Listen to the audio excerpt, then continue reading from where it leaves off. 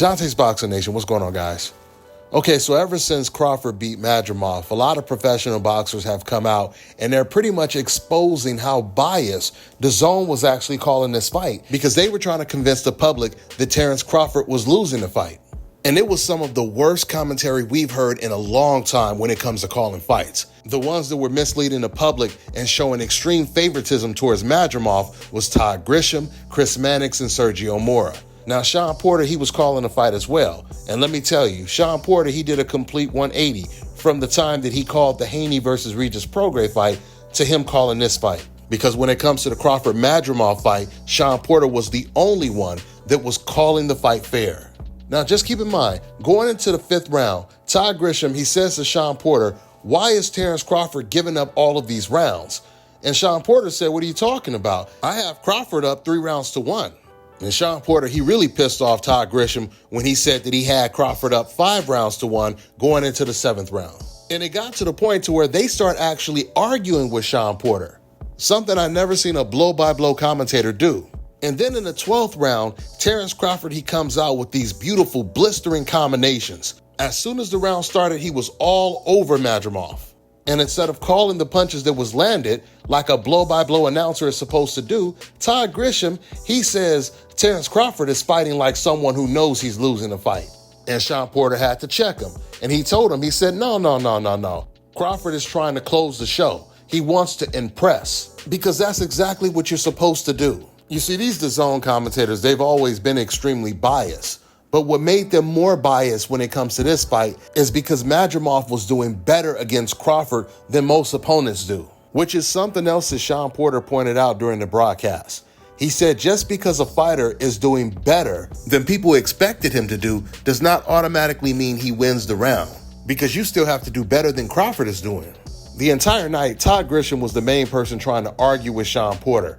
It got to the point to where Sean Porter, he said to Todd, "Listen, man, I got this fight wide, and y'all gonna be mad when y'all hear the decision." And when he says wide, he means like 8-4 or 9-3. Then Grisham, he says, "Well, I guess the Terence Crawford fans, they're gonna say that Crawford won, and the Madrimov fans are gonna say that Madrimov won." I mean, what kind of blow-by-blow announcer says something like that?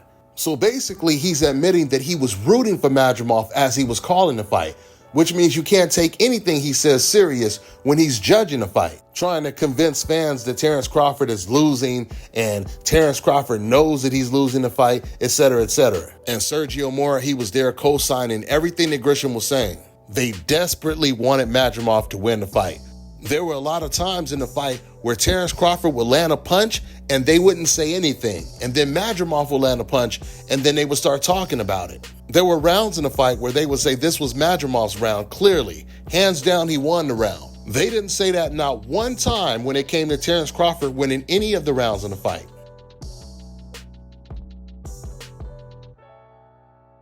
Crawford, he hurt Madrimov multiple times in the fight. A lot of times he would catch him with a good shot, and Madrimov, he would hurry up and he would tie up Crawford, and he wouldn't let him go. And never did they even talk about it. When Terence had some swelling around his eye, they made sure to mention it. But when Madrimov's eyes started swelling, they didn't even say anything about it.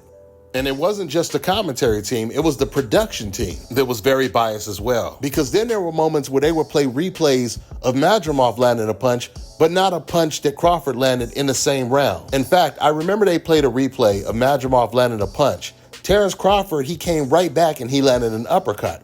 So as they played the replay, they only showed Madrimov's punch, and Sergio Mora, he even said, "Man, I wanted to see that uppercut that Terence Crawford landed." DAZN did a terrible job calling this fight because they wanted Madrimov to win so bad.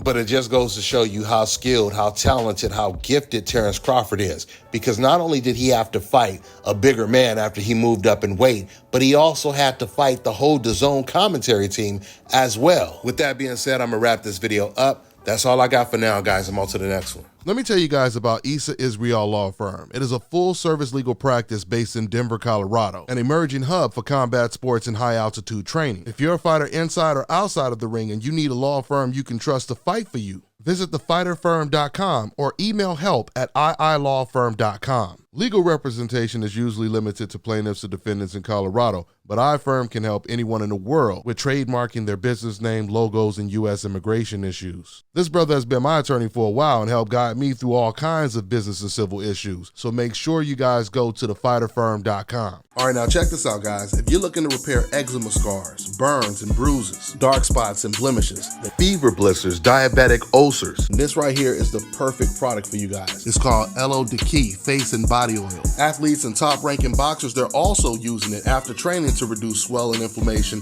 and to ease the pain. So get yours today. Go to LODekey.com, like them on Facebook, and follow them on Instagram.